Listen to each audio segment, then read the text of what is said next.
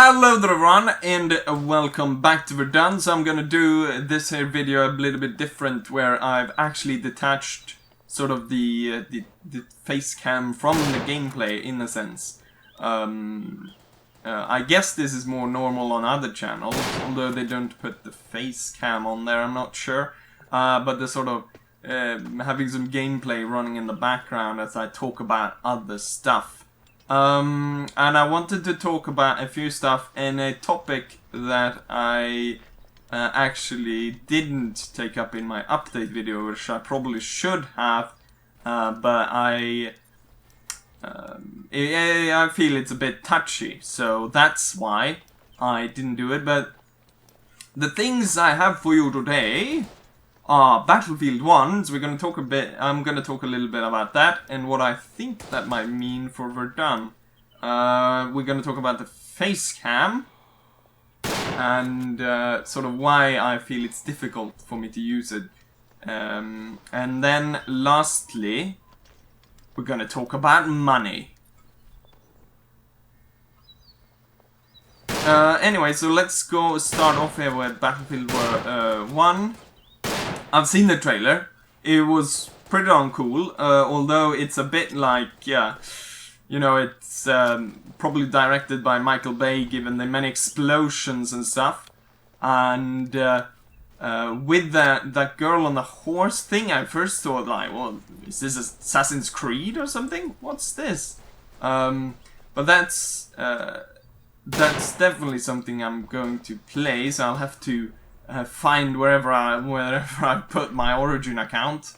I believe I have one actually, although don't really. I can't remember what last Battlefield I played. I probably should have played more, because I think Battlefield is rather fun compared with COD. Although I think people are being a little bit too harsh on COD and pissing a bit too much on it. You know, you don't have to. No one's forcing you to play that. I definitely wouldn't play it, or it's not really my kind of style. But anyway, so Battlefield 1, the trailer was pretty cool in the sense that, you know, a lot of stuff was happening.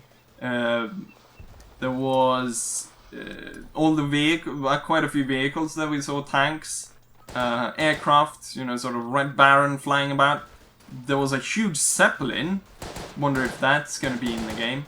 Imagine if you sort of blow that up, because I was talking a bit about with my friend who has played Battlefield, the more recent ones, and he talked about the fact that there were sort of larger events on certain maps where you could sort of blow up a huge building that would come tumbling down. And I think there's also like a sort of a dam that you can crush or blow up.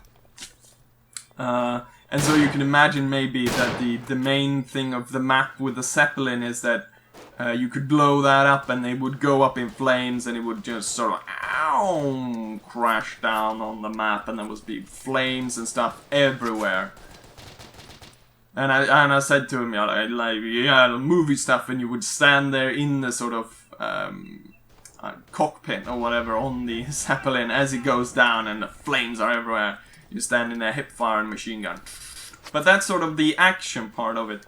And I think that the gameplay of Verdun and Battlefield 1 is going to be quite different, but Battlefield definitely has some advantages in number of players, the destructive environment, and when I say number of players, I mean the fact that it's 64 players rather than Verdun's 32, which I would definitely have liked that if that was the case for Verdun, that they would have 64 players. You know, having those massive bayonet charges going across the trenches, that would have been pretty nice. But I think that Battlefield 1 isn't going to kill Verdun, as I don't actually have seen anyone say it, but I think that's what you would imagine with such a big title being set in the same period as Verdun. But I think that up until release, I think there's a lot of people that don't really know that much about Verdun. They start Googling it, they start searching around, they're gonna find Verdun, they're gonna buy it. Maybe not everyone's gonna enjoy that type of gameplay, but I think that definitely the Battlefield 1 is actually going to sort of help Verdun in a sense, hopefully. But that's my prediction. Then on release, just on the release date, I think there will be a drop probably in Verdun players, but overall I think it will help Verdun more than it will sort of be a negative thing. I think it will be bringing players to the sort of genre of World War One, even though probably Battlefield is going to be a little bit more action style than Verdun. But some might not like the action style, and they discover Verdun, and you know, I think it's going to be beneficial rather than it's going to it's going to kill Verdun and there's not going to be anything more about it. Meow, meow, meow. So yeah, I think that's what I have to say about it. I'm not dragging it on too forever. And let's talk a bit about the Facecam then. So really the reason is because it gets hot and it gets uncomfortable. This is a wool uniform. Like this is the like real deal, if in a sense. So it gets quite hot, and then you say, oh, does it really get that warm in Sweden? Well, there's like the perfect clusterfuck of stuff to make stuff warm in my room. First of all, to get the proper lighting, I have to close the door, because otherwise you get light coming in and you get really bright here in the background, and that will screw up the stuff how it looks. Then we've got the window. I have to close that, because otherwise I tested it out a bit earlier. I'm not going to do it now, because if I open that up, even though I've got like a what's it called, a thing anyways that covers so the light doesn't come directly in, but even then it's gonna look like, you know, sort of radioactive white light coming in here. You can't see anything of my face. So I'll have to close that down, which means there's like no real circulation. Actually, if I just open up, I can show you, maybe. Yeah, you see there, you get that. So you don't get that kind of circulation in the room. Then this room is placed in the building in such a way that the sun is always sort of on this wall. So it's always there from sunrise to sunset. And the thing about it is also that in Sweden, in the summer, the sun stays up a lot longer. In the wintertime, it's down for a lot longer. So we only have light for a few hours each day. But in the summer, it's up for a lot longer. So it will stay on this wall and warm it up throughout the day, more than usual.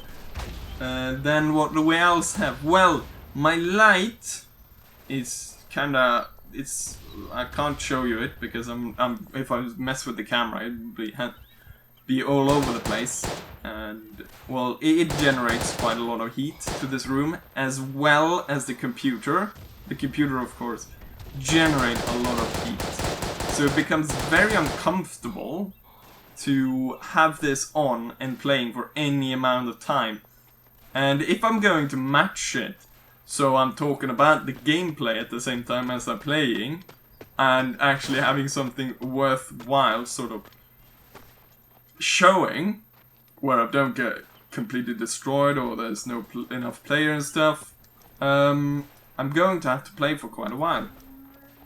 Which I've been in this for maybe half an hour now, and it's starting to show. The one video I can point you to is there's a Hunger Games Mountain Blade one, which I remember I got so bloody warm because I had the uniform and the face cam on for that. And I don't think, maybe you can actually see it in the video that my face like turns completely red almost just because of the heat and stuff. Anyways, we've talked about that. Let's go ahead and go for the last topic, which is money. Now I was hesitant to talk about this in my update video when I talked about the graphics card and stuff, but I should probably put it there. But I wanted to talk a little bit about that because overall it's actually been going, you know, it's not the main thing about this channel that like, oh, this is going to be a business, I'm going to make a load of money. It's, you know, really because I like it, but the money helps. I can tell you that. And so it was going well, and with the sort of revenue that I get from the ads that I put on my videos, and I was starting to make, you know, sort of towards sort of good levels. It was steadily rising towards sort of the favorable levels. But then, in sort of the shift from December to January, I guess there was a new sort of deal put on to YouTube, or a new sort of agreement thing, and the levels plummeted. So I lost, there's a difference of 60%, so 60% loss of what I was making compared with December and January. And I haven't seen since January the same sort of, you know, climb. Now I have had lower views since December, but it's not that much, and there was a cut in the views compared with January and December, but not in the way of 60% kind of cut. And so basically what's happening is that there's this thing that turns up sometimes on certain videos. It seems to be completely random, but it basically says this is sort of not suitable for advertisement, and it's random, and you know, one day I can go on and I can see, oh, this one, currently it is, ads are being able to run on this, and sometimes ads are not being able to run on this, seemingly completely arbitrary for, you know, no sort of reason whatsoever. And yeah, so the thing was then with the coming of my live streaming, whether I'll do that on Twitch or if I'll actually do it on YouTube. I know YouTube has it, but most people seem to think that Twitch does it a lot better, and I guess there's more of a crowd on Twitch looking for it, so I would reach out to new people, whereas maybe on YouTube it would be more for my subscribers to notice that I'm live screening. What live? Yeah, you know what I mean. Live show. Dibbidi-doo-wah. We're coming live right now from Lord John's sauna. So yeah. So I'm just putting it out there. I'll probably, you know, maybe set up some sort of donation. I'm not like, if it feels a bit like, you know, is it really something that people would people really donate to me to continue my weird videos and stuff? But I guess I'll have to sort of go that route now that YouTube seems to, or the advertisements seem to not really generate the sort of thing. All yeah, bubbly boo. And I think that's all I have to say about that. So please comment on that. I think I'll put a straw poll actually about the Facecam. At what point, sort of like Facecam or no? I'd probably put it quite easy: Facecam or no Facecam, with the knowledge of what I've just said here. At what point, like, how important is it, or how much do you think that, how much more watchable does the video become if it has the Facecam of me wearing uniforms like this? And there's probably people that are gonna ask, where do I get the stuff? I think both of these are actually come from the same one. Yes, it comes from a place in England, or a web store called Soldier of Fortune. So if you type in, like, Google Soldier of Fortune reenactment, that's usually, if I don't have the link, direct link to the site, that's usually what I Google and I get it up. And they have World War I stuff for British and a bit of other, and German, and World War II as well. So there is where I've got this one and the helmet and a few other stuff. So yeah, hopefully you enjoyed this, and hopefully you leave a comment of what you think, and I'll see you guys for the next one. Bye!